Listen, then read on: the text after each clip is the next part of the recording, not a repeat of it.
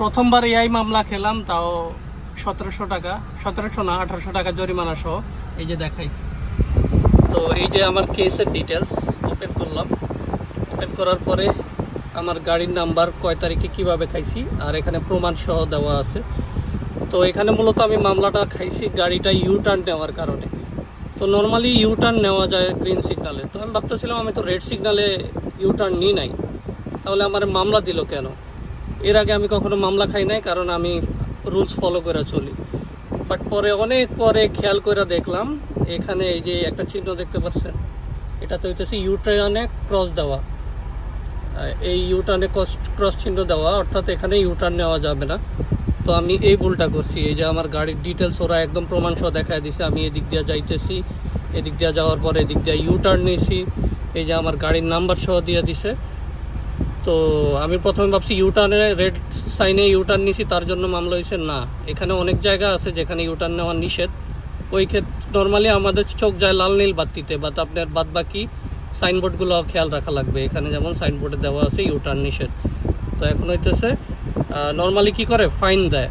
এখানে আমারে 100 RMB মানে 1800 টাকার ফাইন দিছে। এই যে সাথে আমার 1 পয়েন্টও কাটা গেছে, 1 পয়েন্ট।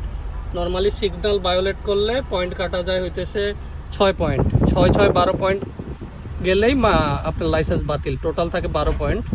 তো এখন আমি এটা কেস ডিসমিস করা লাগবে, আর যদি আমি মনে করি ওরা ভুল করছে তাহলে আমি অ্যাপিল করতে পারবো, তাহলে মামলা ডিসমিস হয়ে যাবে। বাট আমি এখানে আমার দোষ, আমি প্রমাণ দেখতেছি, সো আমি এটা পে করে দিব।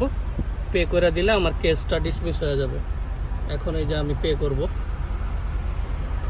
এখন এই 100 RMB পে করলে আমার কেস ডিসমিস হয়ে যাবে, প্লাস আমার থেকে 1700 টাকা কাইটা নিয়ে যাবে।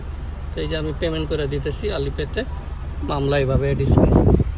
তো বাংলাদেশেও নিয়ম চালু করছে যে আপনি যদি রুলস ভায়োলেট করেন অটো ওয়াই মামলা হবে, যেটা চায়নাতে অনেক আগের থেকে আছে। আমি প্রায় সময় বলতাম আমাদের দেশে একমাত্র সমস্যার সমাধান হবে এই অটো মামলা।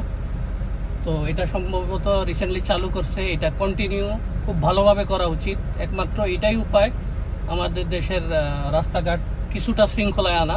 সম্ভবত ঢাকার কিছু কিছু এরিয়া দিয়ে শুরু হয়েছে, ঢাকাতে শুরু করুক, আস্তে আস্তে বাকি জেলা শহর থেকে পুরো দেশে ছড়া যাক।